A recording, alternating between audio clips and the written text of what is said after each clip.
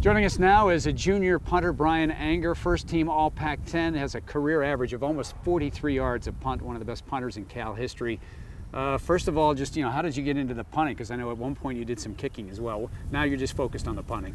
I played soccer for like 11 years when I was growing up, so always had a soccer background. My brothers played soccer, and I got into kicking. My parents wanted me to be able to kick field goals and stuff when I was moving up to varsity. So right before my junior season, I met up with Chris. It's Chris Saylor, former UCLA kicker. Yeah, Chris Saylor and Nacho. Ignacio Brache played here. I met up with Chris and did kicking for the whole lesson.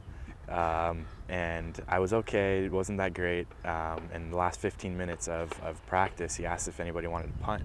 And I always like punting a little better, so I went over there and punted for that 15 minutes. And he saw me turn some balls over, did a couple adjustments, and after that, after working with me for that 15 minutes, he said to stop kicking, stop doing everything else. He's like, your future is in punting. Yeah. And what I'd like to do is I'm going to just kind of pretend I'm snapping you the ball. Get in your stance as you're awaiting, Matt Rehos to snap, and he's excellent and he's usually right on target. How are you standing and why?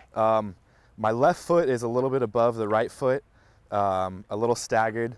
You can mix it up. Some people go right foot forward, but I go left foot forward. Tell us what happens next, how you position the ball, where you put the seams, and so forth. So wherever you catch it, ball kind of goes into a funnel to the hip. You want the ball on since I'm right-footed, you want it on your right hip. So right there, I go to mold. I hold the ball, my middle finger's on the seam, and then thumb is a little bit above the seam, and pinky's underneath for some support. First step, both hands on. Second step, hand comes off.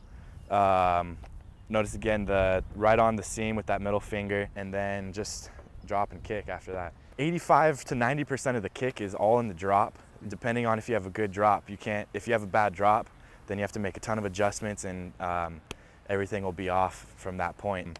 If the nose is down, you can hit a little bit of a better spiral.